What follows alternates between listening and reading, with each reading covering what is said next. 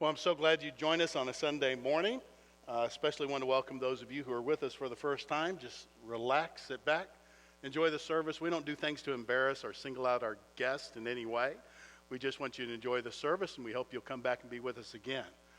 We're in a series that we're calling Out of Water, which what we're doing is we're looking at some of those basic assumptions and expectations that we have in life. We're talking about thinking about our thinking. In particular, the thinking that undergirds some of the assumptions we make about life that inform all of our decision and make life what it is today.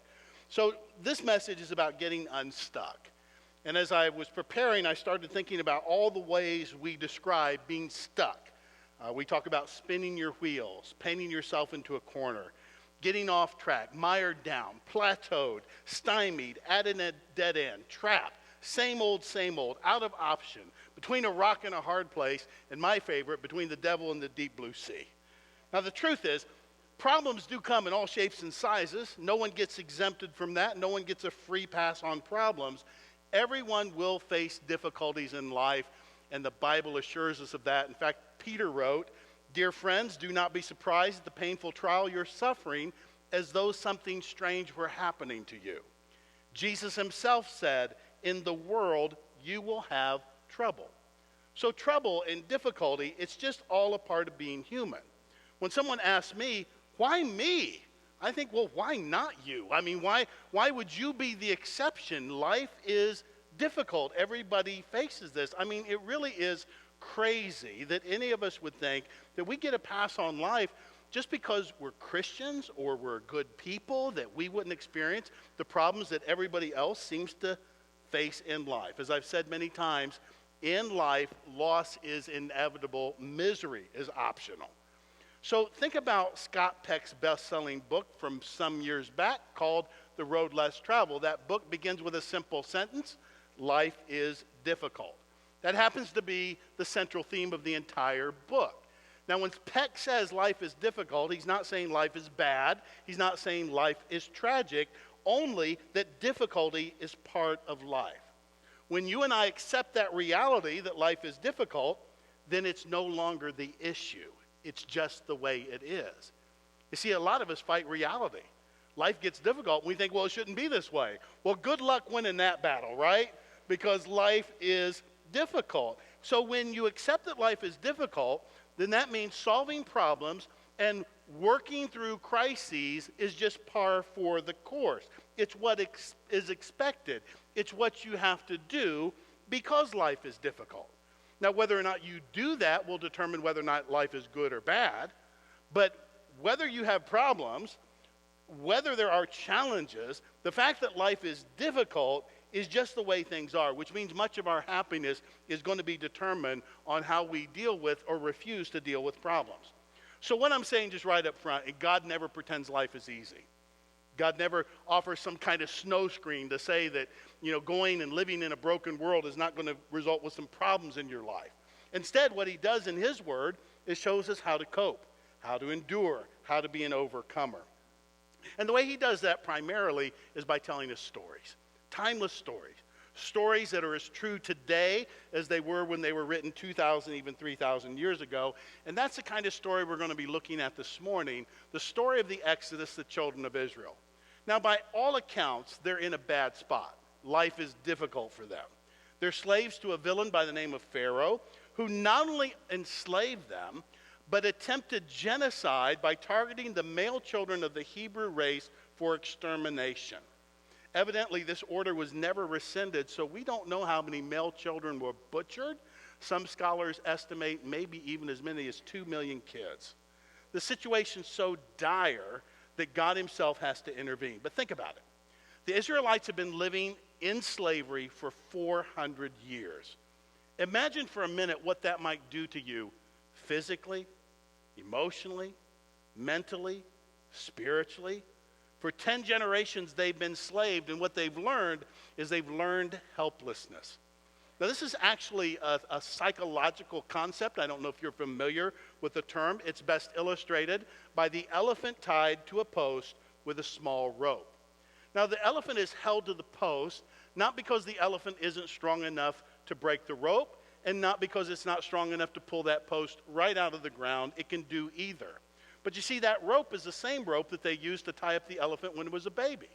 And when it was a baby, it tried and tried as hard as it could to break that rope, and it couldn't. And now that it's older, it doesn't try anymore because it's come to believe that that rope is unbreakable. So what holds the elephant in place is not the rope, it's his memory. That's learned helplessness. And it's very common among people who've been abused, victimized, or had long-term exposure to adverse circumstances. You come to believe that you're utterly helpless against your problems. Now, some of you have been in long-term difficult circumstances. A bad marriage, a toxic work environment, a prolonged relationship, terribly strained, highly dysfunctional with one or both parents. And here's the deal. Even if you were magically taken out of those circumstances tomorrow, you wouldn't necessarily be free. Because being free is about dealing with the damage that was done in your heart and in your mind from those relationships. It's easier to get you out of a bad situation than to get a bad situation out of you. So if we don't face what living in those circumstances did to us inside, we'll either end up recreating that misery, or every relationship we have from then on will suffer because of it. Our healing, our deliverance is not just a matter of getting out of terrible circumstances. The healing that has to happen at the soul level, at the way we think, at the assumptions we've created, at some of those core life values that now undergird all the decisions we're making. Our thinking beneath our thinking. So we're talking today about Israel because they face this same type of situation. In fact, there's a lot of evidence of learned helplessness with Israel. Just a simple example. If you read the book of Exodus from cover to cover, what you discover is there's no time, not one single time, where any of the Israelites set out on their own, pitched in to locate food or water themselves. They're not helpless. These are people who helped to build the colossal monuments in Egypt. They're powerful people. They have the ability to fend for themselves, but psychologically they've learned to be helpless. You see, when they were slaves, they were dependent on their Egyptian masters for everything, for food, for water, for shelter. So this learned helplessness, what it does is it turns every problem into Mount Everest. I want to introduce you to another factor in this story of the escape from Egypt, and it's called the victim triangle. A lot of you need to be familiar with this because it's a dynamic you're probably already experiencing in your life. This is the dynamic in this story too. Basically, when someone's been victimized, when somebody's been in long-term difficult circumstances, sometimes what they do is they tend to point or paint people in very black or white terms. You're either their rescuer or their persecutor. If you're a victim, you tend to see people as your rescuer or your persecutor.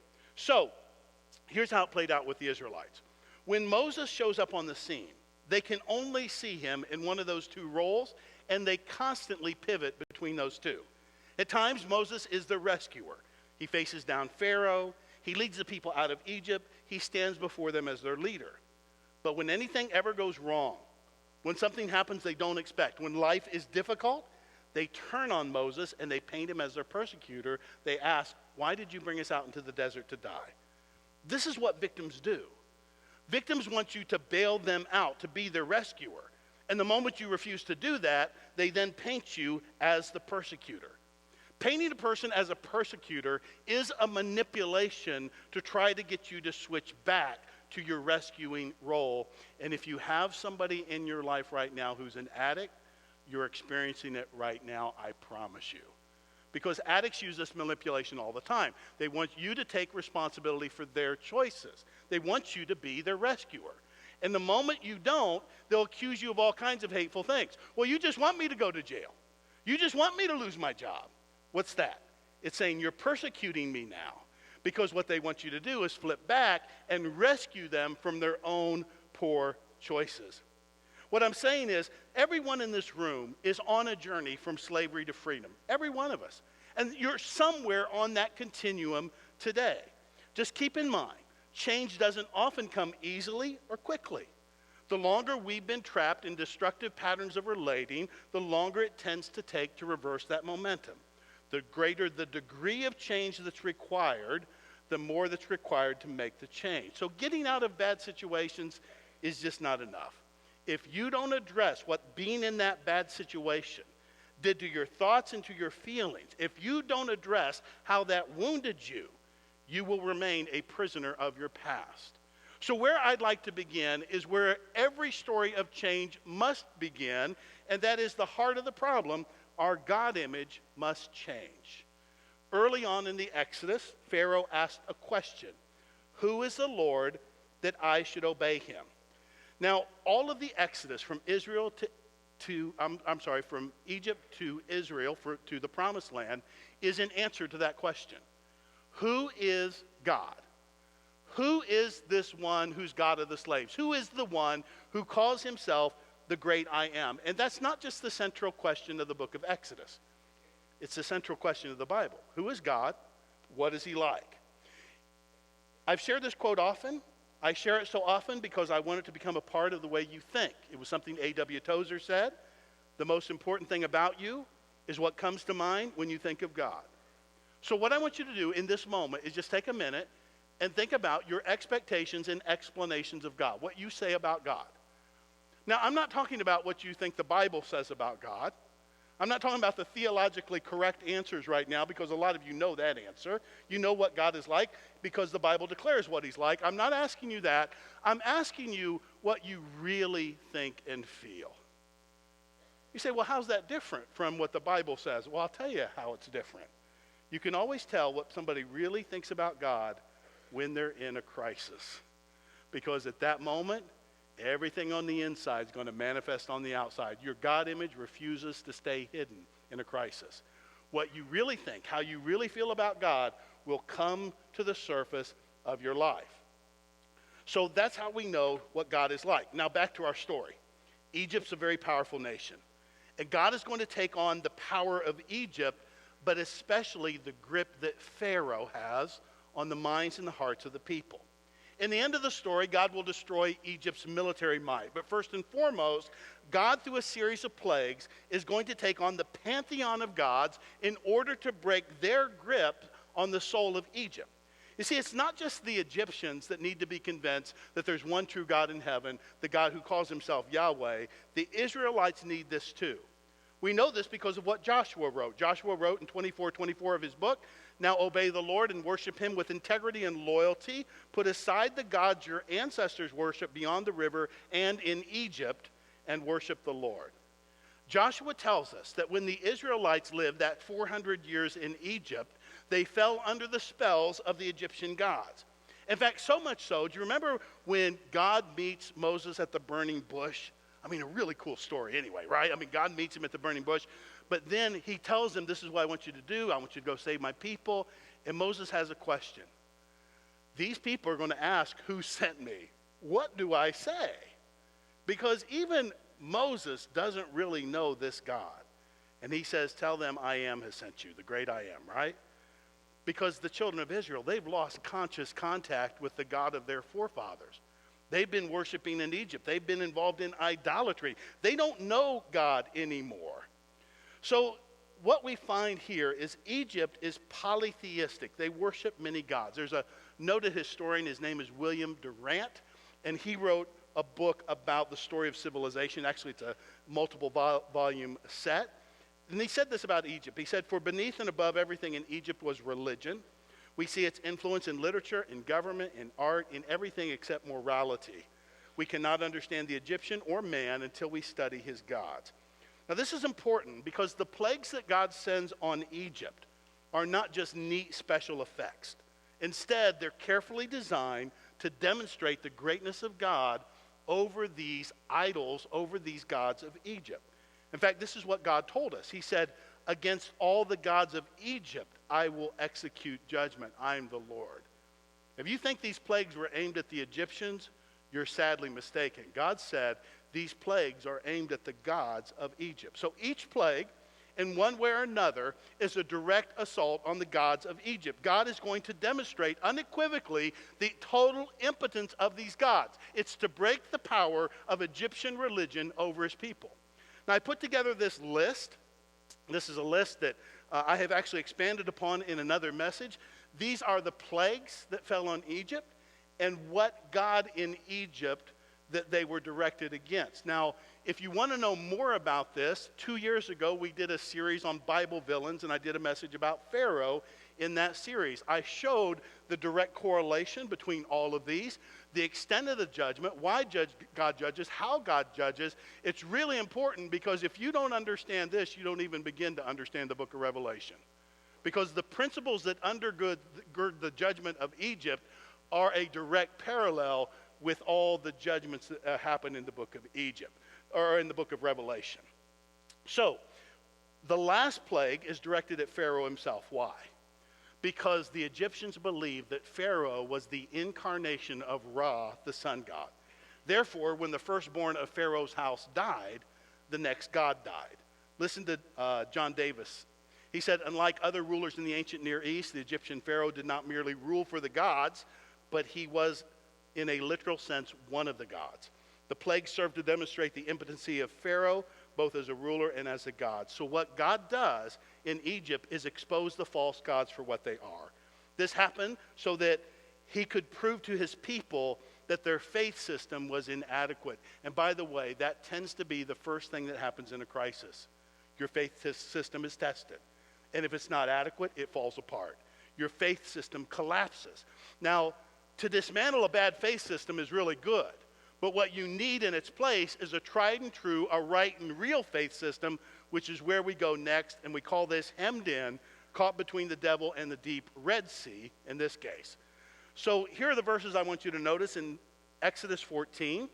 Then the Lord gave these instructions to Moses. Tell the people to march toward the sea, camp there along the shore. Who told Moses to camp where they camped? The Lord, right? God told them to do that. Now notice this verse. So the Egyptians pursued them, all the horses and chariots of Pharaoh, his horsemen and his army, and overtook them, camping by the sea. Where Israel has camped is a cul-de-sac.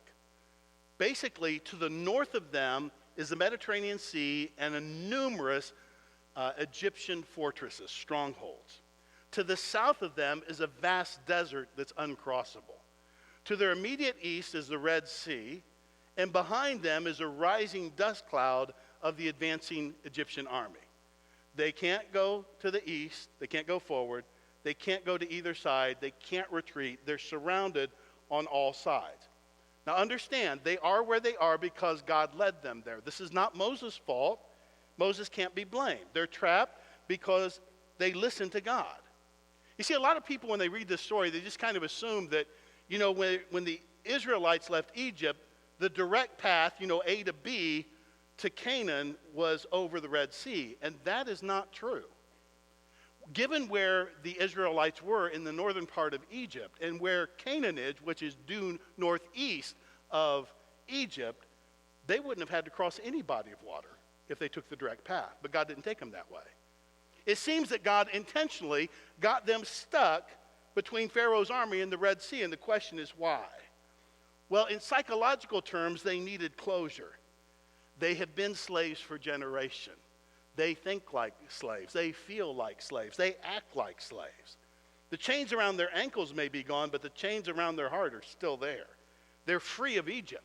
They're not free of their Egyptian past because it's harder to liberate somebody internally than it is to liberate them externally. Abusive and toxic relationships leave scars. This is the power the abuser has over the abused. This is part of the reason why many of us don't understand why a woman who is constantly battered stays with an abusive husband. It's because we're a lot like slaves. The chains that hold us are in our hearts and in our minds. Bottom line is this. Even after all they've seen God do for them, they still fear Pharaoh more than they trust God. So God is going to orchestrate a once and for all showdown between him and Pharaoh. You see, there's one more myth that needs to be dealt with, and this is where you need to understand something about the religion of Egypt. Let me explain. In Egyptian mythology, the edge of the sea represents the edge of the world. It's considered to be the abode of Apophis, which is the chaos serpent.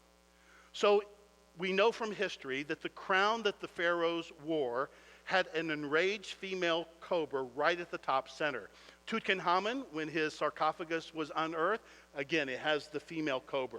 We've actually found some of the ancient crowns of the pharaohs, and they also have the female cobra front and center.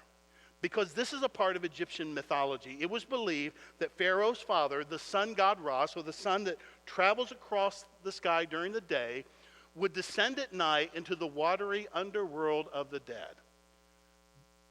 Then Ra would be accompanied by two fiery female cobras. That's important to remember, so just keep it in your mind. They would do battle with Apophis, the chaos serpent, and they would emerge victorious every morning to give life to Egypt. If you've ever seen a sunrise over the sea, you know it looks as if the sun is coming directly out of the water, right? So that's a part of Egyptian mythology, is that the god Ra has gone to the underworld. He's done battle with the chaos serpent. The two serpents of Pharaoh have taken him on, and they emerge victorious every single day. So Pharaoh, what he does is he sees the sea as his field of victory.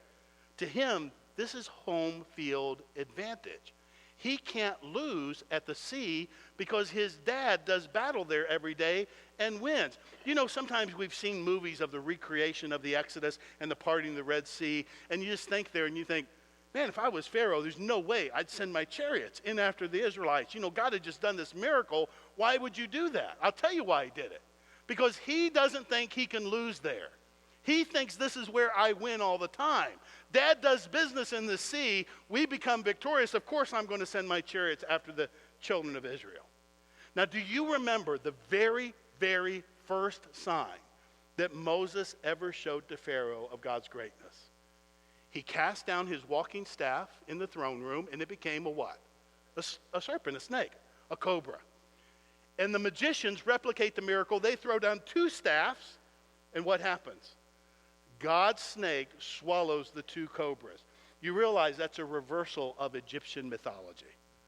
In their mind, the two serpents of Pharaoh do battle every day and win. But now, God is swallowing the serpents of Pharaoh. What this is a warning to Pharaoh about his ultimate fate. Pharaoh's serpent armies are going to be swallowed by the sea at God's command. Now, it's important for you to understand the Red Sea is a defining moment in the history of Israel, not just because of the scale of the miracle that happens, but because something is said about Israel in this moment that has never been said about them before this time. And here's what we find in Exodus 14:31. When Israel saw the great power which the Lord had used against the Egyptians, the people feared the Lord, and they believed in the Lord and in his servant Moses. They believed. That's the same word that's used to describe Abraham, that Abraham believes God. It's counted for him for righteousness' sake. He believes. Now Israel believes. And what do they believe? Not that God is mighty. They already understand that. They've seen the plagues. But now they believe God is their Savior.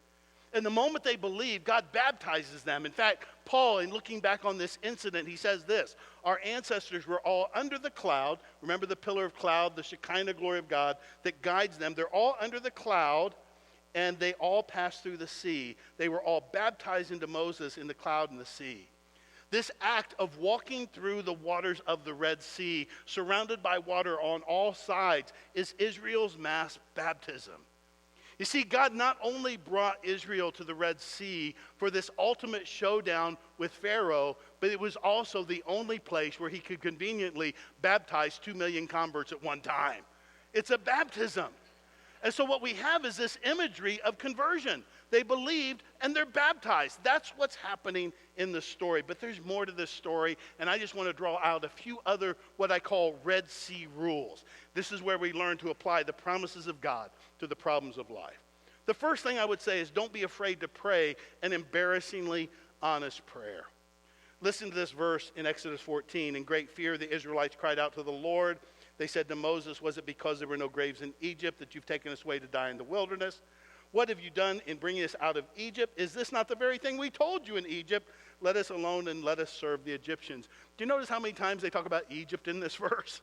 I mean, they're not talking about God. They're not talking about the amazing things he's done to set them free. They're not talking about the promised land. They're talking about their past. Why? Because they're scared. They're scared. When you're afraid, you willingly swap freedom for security. which is what we've done as a country since 9/11. We swap out our freedom for security. When people are afraid, misery looks more inviting than mystery. A known, terrible past feels more comfortable than an unknown, possibly happy future. Remember what the Bible says. They were terrified. They cried out to the Lord. Have you ever prayed a desperate prayer? Have you ever prayed a prayer that was not theologically correct? I have. I have, for sure. You know, when my second daughter was born, when Carly was born, she's born probably about 2 o'clock in the middle of the night, and Brenda was doing okay. I went home. I slept for like 2 hours. I came right back to the hospital. When I got to her room, she said, Carly's not doing well. She's not breathing well on her own. She's really struggling. We had just discovered that both of her hips were dislocated, which would put her in a body brace for months after she was born. And I didn't have a video camera at the time. A friend loaned me a camera, and I went down to the nursery just kind of looking in the window, and I just kind of wanted to record some of my first thoughts of being her dad and her being born and everything. And I start videoing, I start talking to her, and pretty soon my talk turned into a prayer, and I just started praying. I mean, it was an awful prayer, it really was. It wasn't nothing right about it at all, but I just prayed, God, this is my baby. Please spare her from this. Put it on me, God. She's too little. She doesn't need this. I can handle it, God. Just please don't let my baby suffer. And I prayed as I filmed her, and I've lost that tape. I never even found it after that moment. I'm kind of glad because of how horribly I prayed. But the thing is that was what was really in me at the time. It really was. And what I've discovered is when problems happen, you got one of three responses. Some of us just ignore like it's not a problem. Others of us, we get mad at God and we don't say anything to him. But some of us, we take those messy feelings and we just bring them to God. You know why? Because God already knows those things are going on in your heart anyway. You think you're doing a snow job on God and pretending like you're all full of faith when you're really full of fears? What I've discovered, especially in reading the Psalms, is David has enough faith to bring everything in his heart to God because he knows when he trusts God with the messy feelings, he gets his answers. And that's what happened with me is I prayed my messy feelings to God. God met me in that place, and God did amazing things in that place. Here's what I know about life. In life, you're going to talk things out, you'll write things out, or you're going to take them out on people you care about. I've learned it's important to talk things out with God. That my Father loves me and he understands me. And when I bring my messiness to him, he accepts that. And God responded to even this very messy prayer of Israel. It was Max Lucado who said, faith is often the child of fear. At the beginning of every act of faith, there's often a seed of fear. Here's the thing. We also have to leave room for God. Moses answered the people, do not be afraid, stand firm, and you'll see the deliverance the Lord will bring you today. The Egyptians you see today, you'll never see again. The Lord will fight for you. You need only to be still. Now, the essence of this Red Sea rule is give the Lord time to work. Don't try to manipulate or orchestrate an answer to your own prayer. Unless God tells you otherwise, just watch and wait for God to work. The Israelites had every reason to be afraid. They're up against superior numbers. The Egyptian army is the most feared force in the world. They have better equipment, better training, better experience. They're cornered like rabbits. They had good reason to be afraid. But they also had good reason to be confident. Because you see, they had an ally that could turn sticks into snakes and water into blood. They had an ally who'd set a fistful of plagues against Egypt. They had an ally who'd already demonstrated his greatness over Pharaoh. And that ally was saying, rein in those thoughts and feelings. Trust me, I'm working. I love the way Priscilla Shirer said it. She said, the enemy will often use the spirit of fear to scare us away from the plans God has for our life. That's what he's trying to do here with Israel, and that's what he's trying to do in you. He loves to leverage fear in your life to make you stymied, to stop you, to get you stuck, so that you don't move forward with the plan of God, that you don't trust God, that you believe more in your fear than you do in this God who loves you and knows you like no other, who's promised to be with you come what may. And that leads to the third principle, and that is this: take the next right step. Now, we've seen this. We've already encountered that in this series. As the people cry out to God, Moses can see they're on the edge of panic. And that fear, if it's left unchallenged, is just going to grow and destroy them. He also knows that decisions made in fear are always bad decisions. So when following the will of God leads you to a dead end, when following the will of God you feel trapped and your enemy is bearing down on you, what do? Well, listen to what God said to Israel in this moment. He said this, the Lord said to Moses, quit praying and get the people moving. Forward, march. Use your rod, hold it out over the water, and the sea will open a path before you. All the people of Israel shall walk forth on dry ground. This is God talking here. Do you see God told the people to stop praying? You know, a lot of us think, it's always right to pray. Well, you know what? There's a time when it's not right to pray, and that is when God has already told you what you need to do. And then we're using prayer as an excuse to not do the very things God has told us. God said, I told you to get moving forward. Take the next right step. And now you're using prayer as a delay tactic from doing the clear, revealed Word of God. Again, I love what Priscilla Shirer had to say. She said, if you want to see insecurity quelled, doubt suppressed, fears quieted, hate overpowered, or intimidation assuaged, move forward in obedience, in faith. For a lot of us, this is really our biggest problem. We're stuck. We know what we need to do, we're just not doing it. The Australian evangelist Christine Caine said, courage, after all, is not the absence of fear. It's the will to persevere even in the face of fear. So you focus on the next right step. You do the next right thing. What God has shown you to do, just take that step. When you're in that place, you'll be in a position to receive more from God. But you got to take the step God is showing you. It's really interesting. This past week, one of our pastors here, Yadi Gonzalez, she was sharing with me how that when I gave this challenge last week about taking the next right step, that she had gotten a letter the week prior about owing the state of Oklahoma $7,000 in back taxes. And it just petrified her. And so she just kind of froze up, like, I don't know what to do, and I don't know what to do next. Kind of even hesitant to tell her husband, hey, we owe $7,000, I mean, we're pastors. We don't have that kind of money laying around anywhere. But she feels really challenged by that. And she waited a week, and then she hears, take the next right step. So on Monday, she calls the state of Oklahoma, and guess what? They say, well, do you still live here? No. Well, then you don't owe this money. So she had a week of worry and self-torment simply because there was the next right thing to do, but her fear had her trapped. Her fear had all this wasted energy on worry and stuff, just eating her alive when really it was a big nothing burger. So, final principle, trust God to save in His time and His way. Exodus 14:21-22, then Moses stretched out his hand over the sea, and the Lord caused the sea to go back by a strong east wind all that night and made the sea into dry land. And the waters were divided. So the children of Israel went into the midst of the sea on dry ground, and the waters were a wall to them on the right hand and on the left. Now, we don't always know why God allows difficult circumstances into our lives. But I'm always struck by the accounts of people who've lived long-term with difficulty for weeks, months, and sometimes years. And for many of those people, I've heard them say, because I've had these conversations, you know what? Even though I wouldn't wish it on another soul, I wouldn't trade what I learned in that time for anything. I think about the actor Michael J. Fox. A lot of you know him from the Back to the Future trilogy, but he's been in a lot of movies. He's been in a lot of sitcoms and dramas and things like that. Well, maybe you know he was also diagnosed with Parkinson's disease a couple decades ago. When he was first diagnosed, he thought his life was over. He came to learn that the part of his life that needed to be over was over. In fact, he was so impacted by this diagnosis and coming to terms with it that he wrote a book about his life, and it's called Lucky Man. That seems to be an odd title for somebody who was diagnosed with an incurable neurological disorder. But he wrote a paragraph in that book that I think is the whole book in a nutshell, and I want to read it to you.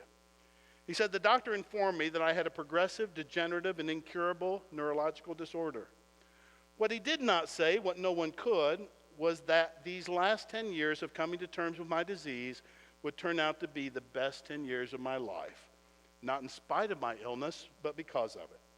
If you were to rush into this room right now and announce that you'd struck a deal in which the last 10 years since my diagnosis could be magically taken away and traded in for 10 more years as the person I was before, I would, without a moment's hesitation, tell you to take a hike. Obviously, Fox found something important in and through his illness that made him a different person than what he had been. Friends, I won't pretend that going through pain is easy. It's not. Pain extracts a price from each and every one of us, no question. But it compensates too, with sometimes an understanding and an insight that's valuable. What I'm telling you is pain can be a prison or a prism. I see a lot of people get stuck in the prison of pain. It happens. Man, they wallow in it, they live in it, they become martyrs to their pain. And other people, it becomes this thing of beauty, like a prism. When light hits a prism, it refracts this light in this rainbow of colors. It's amazing. You know, one thing's for sure, a diagnosis like this will clarify what you really believe about God, about life, your assumptions in life. Here's what I know. The way of safety for God's people was not a way of safety for the Egyptians. What ended up being a gateway for Israel was a graveyard for Egypt. God says, the Egyptians you see today, you'll never see again. In his time and in his way, God will deal with the problem. Look at this in Hebrews. By faith, they passed through the Red Sea as by dry land. Simply put, faith is making reasonable assumptions about God's care and control over our lives.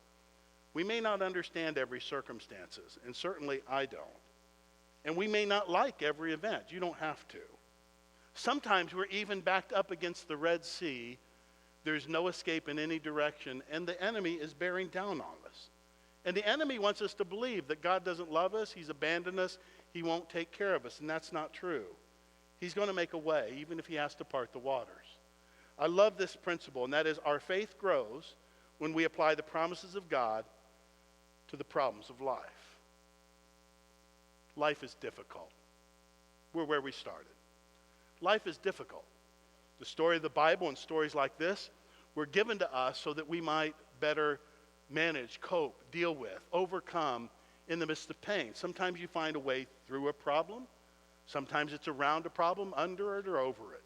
But God is working in your life, and he's always moving you forward, and he has a plan for your life. Can I share with you something really personal? Because when I talk about this kind of stuff, about, you know, it's easier to get somebody out of a problem than to get a problem out of somebody, get you out of difficult circumstances than to deal with the residual that left you. When I was a sophomore in college, my dad left my mom for another woman. He divorced her. And when he divorced her, it was like he divorced me. Because my dad had nothing to do with me, not even a peep, a word. I didn't even know what happened to my dad for like 3 or 4 years. He just stopped communicating. And the abandonment felt terrible. Now, sometime later, as those problems, began to manifest in my life and cause problems in my marriage, I started to see a therapist, a Christian therapist, who helped me a great deal and helped me to understand that my dad had left the family years before. He just left his body there. Emotionally, he checked out. He wasn't there for me. And in my dad's absence, you might think, well, okay, now that he's out of your life, you must have felt better. No, you know what? The damage was done, because I just felt like, my dad doesn't love me. I must be pretty unlovable. This must be all my fault. And I just carried this stuff. It was my thinking beneath my thinking. It was all this pain. It was all this residual. And being away from Dad didn't change that reality for me. My pain lingered. The shackles were still on my heart. And God began to do some really cool things for me, and not the least of which was community. Because you know what I needed? When you have problems, when you're damaged in relationship, those problems need to be healed in relationship too. You can't heal relational pain without new relationships. And so God brought me into this wonderful community more than 25 years ago, and I meet with them every single week. And at the heart of our community is commitment that we'll never throw each other away, which means sometimes we hurt each other, because you know what? When you're in relationships with people, we are prickly people, we are broken people, and sometimes we hurt each other. But we have been committed to working through every difficulty, every misstep. Every time we stomped on each other's feeling, we worked that through. And those people became God with skin on for me. And I began to trust and to believe that maybe the problem wasn't me. Maybe it was that people could be trusted and they wouldn't abandon. That people could just love you for who you are and to know the faults about you. And that's really why we're such a powerful believer in community here. Because that community, That sense of really connecting with other believers on the same path as you, committed to working through our problems for our good and our growth together, that can be incredibly healing for so much of the damage that many of us have walked through. And as that door to my heart cracked open, even though I could tell you everything theologically correct about God, when I messed up, I felt abandoned by God because I just transferred all those feelings about my dad onto God. Why wouldn't I? That's my first God image. And as that healed, I began to understand, no, God is this wonderful, amazing being who knows me like nobody else, who knows all of my vulnerabilities, all of my brokenness, all the ways I foul up. But his absolute commitment to me is to love me and never throw me away. And that love transformed my life. We're all on a journey from slavery to freedom. We're all on this journey of moving away from things that damage us in life because, friends, life is difficult. Life is difficult. There's going to be challenges. There's going to be pain. It's one thing to be out of those circumstances. It's another thing to get those circumstances out of you. And that's where God does his best work. Some of you in this building right now, you just need to pray, God, I don't understand everything that needs to happen in my life right now. But I'm going to trust that what needs to be done in me, that you're committed to getting that done.